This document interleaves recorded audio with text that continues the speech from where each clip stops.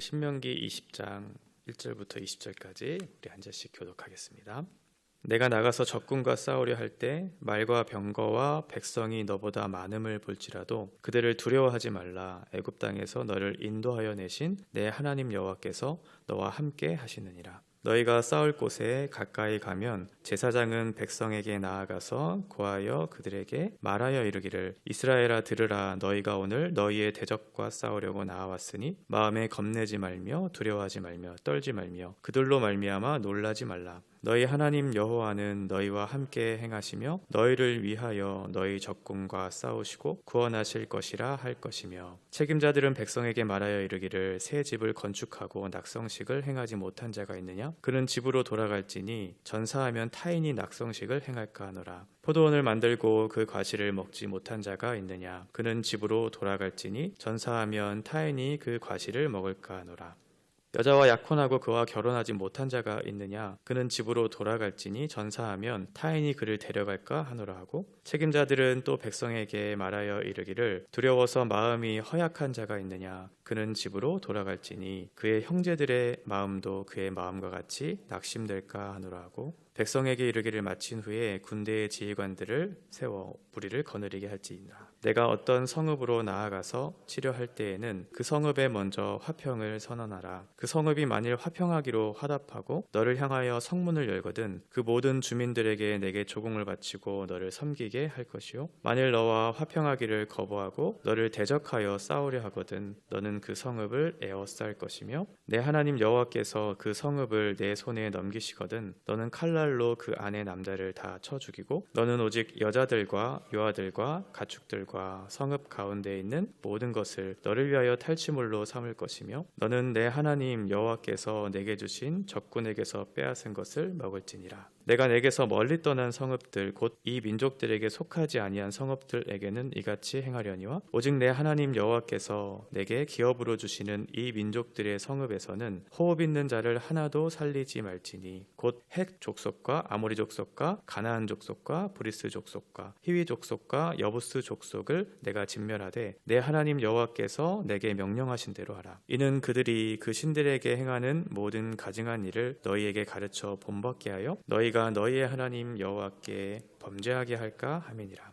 너희가 어떤 성읍을 오랫동안 에워싸고 그 성읍을 쳐서 점령하여 할 때에도 도끼를 둘러 그곳의 나무를 찍어내지 말라. 이는 너희가 먹을 것이 될 것임이니 찍지 말라. 들의 수목이 사람이냐? 너희가 어찌 그것을 에워싸겠느냐? 다만 과목이 아닌 수목은 찍어내어 너희와 싸우는 그 성읍을 치는 기구를 만들어 그 성읍을 함락시킬 때까지 쓸지니라. 아멘. 오늘은 전쟁과 관련된 내용을 얘기하고 있습니다. 지금 가나안 지역은 지리적으로 전쟁에 관해서는 좋은 장소는 아니었습니다. 왜냐하면 서쪽에는 지중해가 둘러싸고 있고 또 반대쪽에는 산이 많은 광야가 있었고요. 그리고 북쪽에는 아수르와 바벨론이라고 하는 강대국이 있었죠. 또 남쪽에는 애굽이라고 하는 강대국. 이렇게 지형적으로는 매우 전쟁의 위협에 노출될 수 있는 상황들이었어요. 그런데 지금 가나안 땅에 정착하는 이스라엘 백성들은 그렇게 숫자가 많지 않았거든요. 더군다나 지금 큰 군대도 없고 나라도 작은 소수의 민족들, 근데 주변에는 많은 강대국들이 있어요. 그러면 그 이스라엘 사람들, 가나안에 정착한 사람들의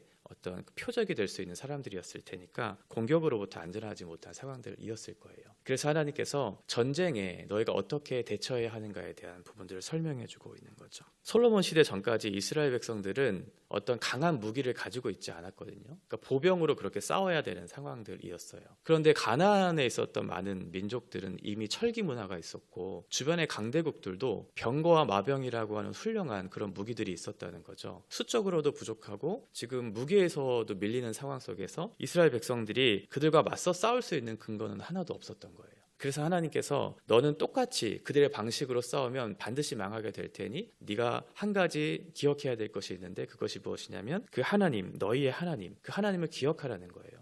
하나님께서 너희와 함께 하실 때 이 보이지 않는 이길 수 없는 이 싸움에서 승리할 수 있는 유일한 길이 하나님께서 너희와 함께 하심을 너희가 믿고 그것을 순종하며 따를 때 비로소 이 전쟁에서 이길 수 있다는 거죠. 당연히 두려웠겠죠. 최신식 무기가 있고 많은 군대의 수가 있으면 소수의 사람들, 아무것도 손에 잡히는 것이 없는 사람들에게는 두려움을 가질 수밖에 없지만 그러나 그들에게 두려워하지 말라고 얘기하고 계세요. 하나님께서 너희와 함께하고 계시기 때문에 그래서 전쟁을 시작할 때 보통은 어떤 전장의 어떤 장수들이 나와서 그 전쟁을 지휘하잖아요, 먼저. 그런데 2절에 보면 제사장이 먼저 나와서 이제 백성들에게 얘기해요. 이건 우리가 가지고 있는 힘과 무기, 군대의 수의 싸움이 아니라는 것을 지금 제사장이 얘기하려고 하는 거죠. 지금 이스라엘 백성들이 해야 하는 것은 무엇이냐면 우리가 가지고 있는 외적인 무기들로 많은 숫자들로 싸우지 않아야 되니까 영적으로 준비가 될 수 있도록 하나님이 너와 함께 하고 계시다는 사실, 두려워 떨지 말고 너희를 대신해서 싸우시는 그 하나님을 신뢰할 때 너희가 두려움에서 이겨낼 수 있다. 이 싸움을 이겨낼 수 있다. 너희가 두려워하지 않을 이유가 있다라는 것을 이제 계속해서 말씀해 주시죠. 과거의 애굽에서 너희를 인도하신 하나님이 계시지 않는가? 최신식 무기를 갖고 있는 그 강대국 애굽으로부터 너희를 건지시지 않았는가? 막다른 골목에 다다라서 절망 중에 있었던 너희들, 그런데 하나님께서 기적적인 방식으로 그 능력을 행하심으로 너희들을 구원해내신 그 하나님을 기억하라는 거죠. 과거의 하나님을 기억하라는 거예요.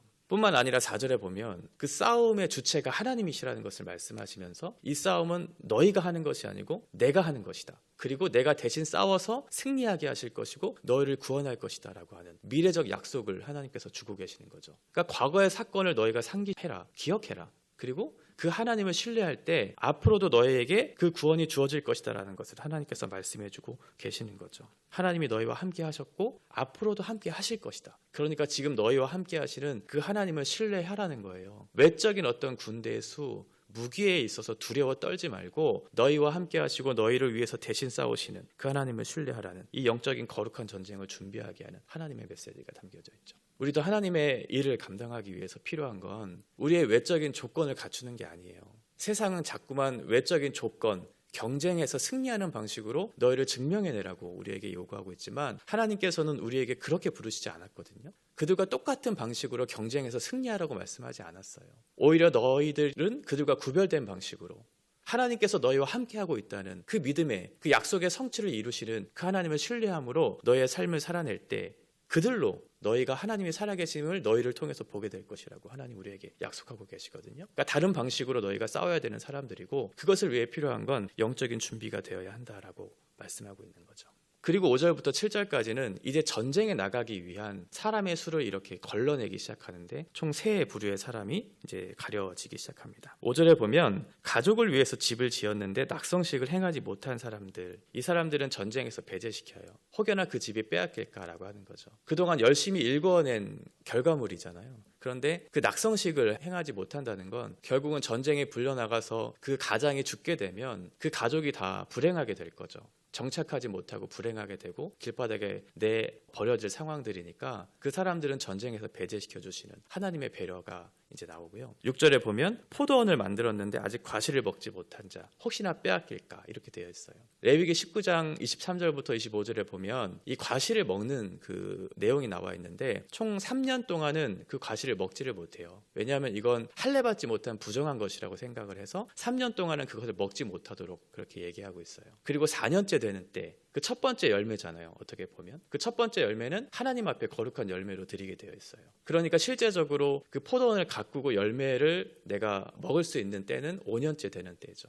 그러니까 5년간 아무런 경제적인 활동을 할 수 없는 그런 상황들. 그러니까 그것이 잘 정착될 수 있을 때까지 그것을 일구고 먹을 수 있을 때까지 이렇게 배려해 주시는 하나님의 그 은혜가 있고요. 7절에 보면 약혼한 사람들, 실제적으로 결혼한 사람들이죠. 이 사람들은 전쟁에서 배제시켜 주세요. 나중에 24장에서 보시겠지만 24장 5절에 보면 결혼한 이후에 1년 동안은 복무를 하지 않도록 되어 있어요. 모든 직무를 맡지 않도록 되어 있거든요. 그건 이제 아내를 즐겁게 하기 위한 그런 것도 있지만 또 하나는 이후에 태어날 언약 백성들을 위한 하나의 하나님의 어떤 조치라고 생각도 돼요. 그러니까 미래 세대들을 위해서 계속 준비되어야 하잖아요. 가나안 땅에 이제 정착하기 시작하면 다음 세대들이 계속해서 일어나야 할 텐데 이제 막 결혼한 사람들이 아이를 낳지 못하고 그 세대를 이을지 못하면 그 가나안 땅에 더 이상 희망이 없을 테니까 1년 동안은 그것을 배제시켜 주시는 하나님의 배려가 이렇게 있는 거죠. 결국은 하나님이 가나안이라고 하는 약속의 땅에 들어가게 하신 것은 우리의 일상을 잘 누리고 유지시키기 위한 하나의 은혜의 방편이라는 거예요. 우리가 전쟁을 하는 이유도 그런 거잖아요. 전쟁을 한다는 건 그 나라의 안정과 유지를 위한 거잖아요. 그 안정과 유지가 있어야 내 가정 그리고 내 일상생활들, 내 일터 이런 것들이 잘 이루어질 수 있을 테니까 우선적으로 이것들을 하나님께서 배려해 주시는 것을 이제 보게 돼요. 근데 하나님께서 무조건적인 어떤 배려만을 말씀해 주지는 않고요. 하나님이 배제시키는 사람도 있어요. 그게 이제 8절에 나오는데 두려워하거나 겁내는 사람들, 이 사람들은 전쟁에 포함시키지 않으세요. 그러니까 5절부터 7절까지는 하나님께서 배려해 주셨죠. 어떤 경제력이나 가족을 위해서나 어떤 다음 세대를 위해서 배려해 주셨다면 8절은 배제를 시켜버리세요. 이게 나누실 때. 그들은 이제 두렵고 또 뭔가 겁을 냈다라고 하는 것은 이제 믿음이 결핍되어 있다는 거거든요. 근데 하나님께서 첫 번째로 말씀하시는 것이 두려워하지 말라는 거잖아요. 믿음을 가지고 이 전쟁에 참여하라고 말씀하셨는데 지금 이 사람들은 온전히 하나님을 신뢰하지 못하는 사람들이에요. 그러면 어떻게 될까요? 하나님을 신뢰하지 못하면 그 전쟁에서 승리할 수 없잖아요. 그러니까 다수의 믿음이 없는 사람들보다는 소수의 믿음이 있는 사람들, 그리고 하나님 앞에 헌신된 사람들, 이 사람들을 통해서 하나님께서 이 일을 이루시겠다라고 하시는 거예요. 지금도 여전히 한 사람의 예배자를 찾으시죠. 정말 하나님 앞에 헌신된 예배자, 우리의 온 마음과 온 삶을 들여서 우리의 하나님, 나의 하나님을 예배하는 그 사람을 하나님 기다리고 계시잖아요. 그리고 그 믿음을 가진 헌신된 그 사람들을 통해서 당신의 일을 행하고 계시죠. 이렇게 믿음이 준비된 사람들, 헌신된 자들을 통해서 이제 거룩한 전쟁을 이어가시는 하나님의 그런 메시지가 담겨져 있어요. 이제 준비가 되었으면 전쟁이 시작되겠죠. 10절에 보면 전쟁이 시작되는데 가나안 족속과 가나안 족속이 아닌 민족들을 서로 좀 구별하면서 이렇게 대하는 것을 보게 돼요. 15절에 보면 멀리 떠난 성읍들이라고 되어 있거든요. 이건 가나안 족속이 아닌 성읍들을 얘기해요. 그러니까 가나안과 전혀 상관없는 멀리 떨어져 있는 그 사람들을 대할 때는 어떻게 해야 되는가, 전쟁을 어떻게 해야 되는가. 먼저 10절에 보니까 화평을 선언해요. 화평을 선언하면 그 사람들이 그것을 받아내면 전쟁을 하진 않죠. 성문을 열고 내가 너희의 화평을 내가 받아들이겠다라고 하면 그 성읍에 조공을 바쳐서 자기를 섬기게 하는, 이거는 이스라엘 백성들을 섬기게 해서 주종의 관계를 맺겠다라고 하는 그런 의미보다는 이스라엘 백성들은 하나님을 섬기는 그런 민족이었잖아요. 그러니까 너희도 함께 우리와 화평을 맺어서 너희도 하나님을 섬기는 그런 거룩한 민족으로 함께 이렇게 나아가자라고 하는 그런 의미가 있는 거죠. 그런데 그 화평을 선언했는데 만약 받아들이지 않으면 전쟁을 할 수밖에 없어요. 전쟁을 할 때 어떻게 해야 하냐면 남자들은 다 죽이고 여자나 아이나 가축들은 전리품으로 삼게 되어 있죠. 왜냐하면 혹여나 남자들이 일어나서 위협을 가할 수 있을 테니까 이후에라도 전쟁을 일으켜서 그 나라를 혼란스럽게 할 수 있잖아요. 그러니까 그런 어떤 불안적인 요소들을 다 배제시키는 거죠. 남자들은 다 죽이고 여자와 아이와 가축들, 이것들은 살려두라고 하나님께서 명령하세요. 이게 이제 가나안에서 멀리 떨어져 있는 성읍들에 관련된 전쟁의 내용이고요. 또 하나는 가나안 성읍들, 가나안 안에 있는 민족들에 대한 전쟁은 좀 달라요. 이 사람들에게는 화평의 선언이 없어요. 화평하자라고 하는 선언이 없어요. 하나님께서는 단호하게 말씀하시죠. 호흡이 있는 자를 다 진멸시켜라. 하나도 남김없이 다 진멸시켜라. 화평의 선언 자체가 없어요. 왜냐하면 가나안 나라라고 민족 사람들은 이미 이방 문화에 물들어 있는 사람들이거든요. 그러니까 우상 숭배에 특화된 사람들이에요. 그러면 하나님을 대적할 수밖에 없는 사람들이잖아요. 그러니까 이 사람들을 다 진멸하라고, 하나도 남김없이 진멸하라고. 왜냐하면 그 가나안 민족들에 의해서 지금 이스라엘 백성들이 동화될 위험에 처한 거죠. 18절에 얘기하고 있는 것처럼 모든 가증한 일들에 너희가 본받게 될까 봐. 그들과 같은 문화와 그들과 같은 종교를 본받아서 결국 어떻게 되냐면 하나님께 범죄하게 할까 봐 그들을 다 진멸하라고 얘기하는 거죠. 하나님은 죄에 대해서 엄청 단호하세요. 뭔가 여지를 남겨두고 그것들을 너희가 싸워 이길 수 있다고 얘기하지 않아요. 우리의 불안 요소들을 다 진멸하라고 얘기하죠. 너희가 스스로 그것들을 싸워서 내가 거기에 동화되지 않을 수 있다고 스스로 착각하지 말라는 거예요. 어떤 유혹의 시험이 왔을 때 내 스스로 내가 이길 수 있다고 생각하면 안 되죠. 하나님께서는 모든 죄의 뿌리들, 하나님을 범죄하게 하고 대적하게 하고 하는 모든 요소들을 다 제거시키시는, 그래서 도덕적으로 타락하고 우상을 숭배하는 그런 가나안 문화에, 그 종교에 동화되지 않도록 우리를 보호해 주시는, 그래야 이스라엘이 정체성이 확보될 수 있을 거잖아요. 내가 누구인지를 확인할 수 있겠죠. 그리고 그 거룩한 삶을 살아낼 수 있겠죠. 이스라엘 백성들이 만약에 자기의 정체성을 알지 못하고 자기의 거룩성을 회복하지 못했다면 하나님의 이름을 더럽히는 일들이 될 테니까 하나님은 그것을 허용하기를 원치 않으셨던 거예요. 가장 싫어하시는 자식을 바치고 문란한 성행위를 하는 그런 이방 종교, 가나안 문화와 종교에 하나님께서는 동화되지 않기를 원하시는 거죠. 뿐만 아니라 이것은 하나님의 준엄한 심판이기도 해요, 사실은. 그러니까 가나안이 그동안 하나님을 알지 못하고 대적하는 일들을 계속 해나갔잖아요. 그러니까 그 죄에 대한 심판의 목적도 이 진멸이라고 하는 단어 속에 담겨져 있는 거죠. 마지막으로 19절에 보면 나무를 찍지 말라라고 얘기하고 있고 너희의 먹을 것이 될 것이기 때문이다 라고 얘기해요. 그래서 과목은 남겨두고 수목은 너희가 쓸 무기를 만들 그런 나무로 얘기하고 있어요. 과목을 남겨두시는 이유는 이 전쟁으로 끝날 게 아니기 때문에 그렇죠. 전쟁 후에 남겨질 미래의 자원들에게, 미래의 사람들에게는 먹을 것이 필요하잖아요. 그래서 그들의 안전과 그들의 행복을 보장하기 위해서 그 과목을 남겨두는 거죠. 하나님께서 우리에게도 그런 사명을 주셨잖아요. 자연을 사랑하라고, 자연을 보존하고 지키고 다스리라고 우리에게 그런 청지기적 사명을 주셨는데 우리가 그것들을 잘 다스리고 가꾸어야 결국은 땅이 안전이 확보가 되고 땅에 사는 새들과 짐승들의 터전이 확보가 되고 그래야 우리도 행복할 수 있을 테니까 하나님께서는 이 자연에 대해서도 준엄하게 이렇게 명령을 해 나가 계시죠. 보호하라. 다음 세대를 위해서 또 피조 세계들을 위해서 보호하라고 말씀하고 있어요. 그러니까 오늘 이 20장의 내용은 하나님께서 죄로 인해 파괴된 모든 관계의 회복을 위해서 이 거룩한 전쟁을 하고 있다는 것을 우리가 생각해 볼 수 있어요. 우상 숭배 때문에 하나님과 멀어졌던 그 이방 민족들, 이 사람들을 다 진멸하고 혹여나 하나님의 자녀로 들어올 수 있는 사람들을 당신의 자녀로 삼으셔서 결국은 그 파괴된 관계들을 회복시키기 위한 거룩한 전쟁을 하고 있다는 것을 우리가 살펴볼 수 있고, 또 하나는 자연 피조 세계들의 관계도 회복되어지는, 이웃들과의 관계도 회복되어지는 그런 전쟁의 성격이라는 거예요. 하나님께서 전쟁을 허용하실 때는 무엇인가를 정복하기 위한 어떤 전쟁의 의미라기보다는 오히려 다른 새로운 것들을 회복하기 위한 전쟁의 성격이라는 것을 우리가 생각하면서 이 말씀을 대했으면 좋겠어요. 우리가 세상을 살아가는 그런 곳이 어떻게 보면 전쟁터와 같은 것이죠.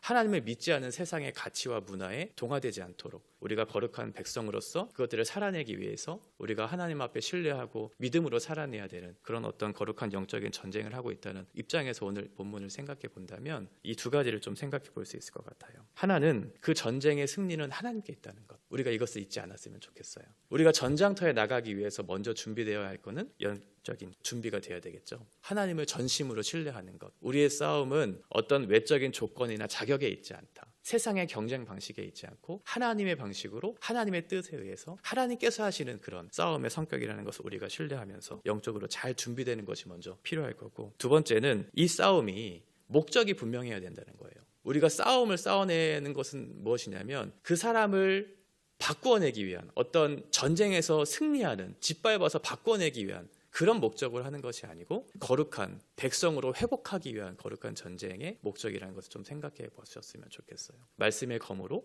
복음의 능력으로 그들을 변화시키는 하나님의 백성으로 삼기 위한 사명이 우리 가운데 있다는 것을 생각하면서 오늘 우리에게 주어진 삶의 자리에서 거룩한 전쟁을 해나가기 위한 준비된 마음과 하나님을 신뢰하는 믿음으로 그 맡겨진 영혼들을 하나님의 자녀로 회복하기 위한 그런 부르심이 있다는 것을 오늘 생각하면서 우리에게 주어진 자리 속에서 이 거룩한 영적인 전쟁을 잘 해나갈 수 있는 그런 하루가 될 수 있도록 하나님 앞에 의지하는 시간들 되었으면 좋겠습니다.